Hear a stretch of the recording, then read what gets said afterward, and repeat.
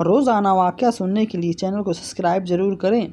एक अजीबो-गरीब वाक़या बयान किया गया है कि गांव में एक महिला हमला औरत ने एक लड़की को जन्म दिया।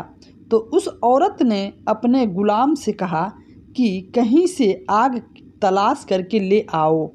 वह गुलाम जब आग की तलाश में बाहर निकला तो दरवाजे पर एक शख्स को पाया। उस शख्स ने पूछा, क्या बेटा पैदा हुआ है या फिर बेटी पैदा हुई है? गुलाम ने कहा कि बेटी पैदा हुई है। उस शख्स ने गुलाम को आगाह किया कि लड़की 100 आदमियों के साथ बदकारी करेगी, उसकी शादी तुम्हारे साथ होगी और शादी के बाद इस औरत की मौत का बायस एक मकड़ी होगी। गुलाम उसकी बात सुनकर बहुत परेशान हुआ। गुलाम ने सोचा, मैं इस बात को आज ही ख़त्म कर दूंगा। फिर उस गुलाम ने एक तेज़ छुरी ली और पैदा होने वाली लड़की के पेट चीर दिया। गुलाम ने सोचा कि बच्ची मर गई है। उस बच्ची को कत्ल करके वहाँ से भाग गया। जब माँ ने अपने बेटी को देखा तो उसने अपने बेटी के पेट में टाँके लगा दिए और बच्ची का इलाज करना शुरू कर दिया।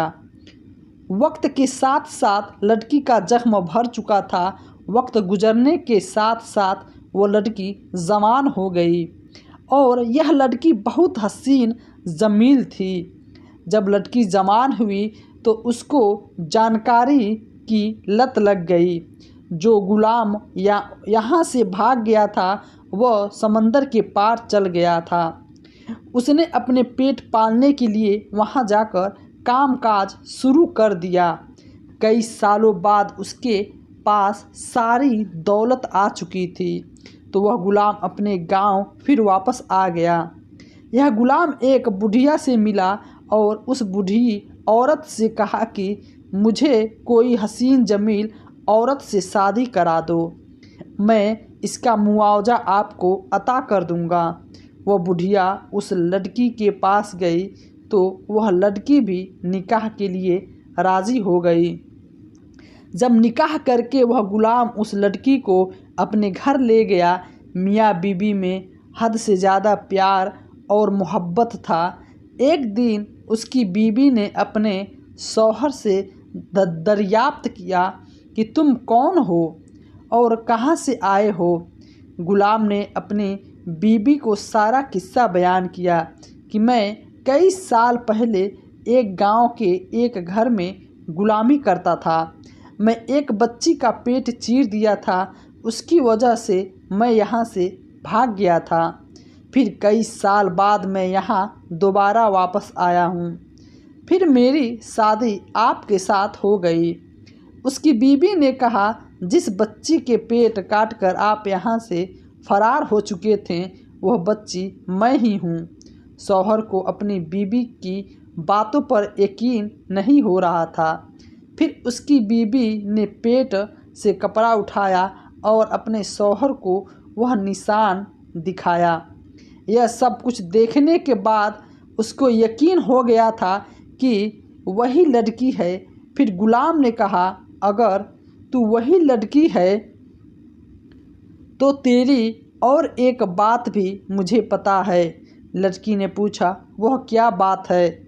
शौहर ने कहा कि तू 100 आदमियों के साथ बदकारी कर चुकी है।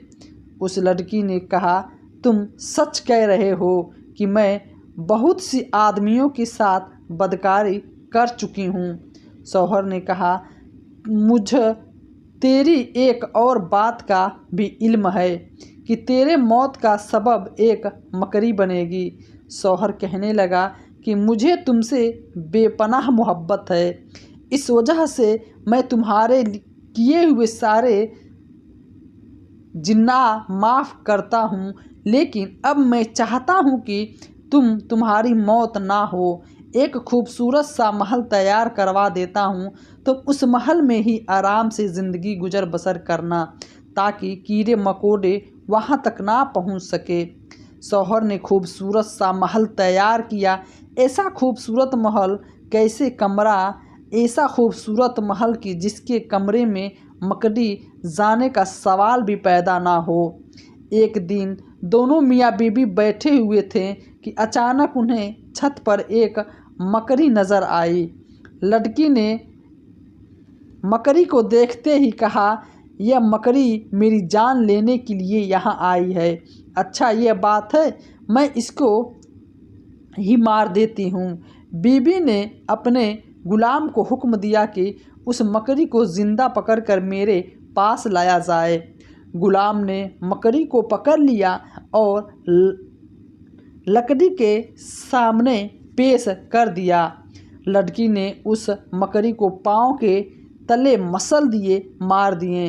लड़की के पाँव के अंगूठे पर एक जख्म था। जब लड़की ने मकड़ी को मसला तो मकड़ी ने खून का कतरा उसके पाँव में जख्मों में चल गया, जिससे जख्म खराब हो गया और लड़की के जिस्म में जहर फैल गया। अगले दिन लड़की की मौत हो गई। दोस्तों, इस वाक़ये से हमें यह सबक मिला है कि इंसान खुद अपनी तकदीर को बदल नहीं सकता उस वक्त तक जब तक अल्लाह न चाहे। उम्मीद करता हूँ ये छोटा सा वाक़या अच्छा लगा तो चैनल को सब्सक्राइब करना ना भूलें। इसलिए अपनी तकदीर को बदलने के लिए अल्लाह ताला के दरबार में गिड़गिड़ा कर दुआ करना चाहिए, क्योंकि तकदीर अल्लाह सुब्हान व ताला लिखता है। अगर अल्लाह ताला चाहे तो तकदीर बदल जाता है। बेशक अल्लाह सुब्हान व ताला बादशाह को फ़कीर और फ़कीर को बादशाह बनाता है। आखिर में अल्लाह ताला से दुआ है, या परवरदिगार तू अपने प्यारे हबीब सल्लल्लाहु ताला अलैहि वसल्लम के सदक़े हमारे छोटे बड़े तमाम गुनाहों को माफ़ कर दे और हमारी तकदीर की बुराइयों को मिटाकर अच्छाई लिख दे। आमीन।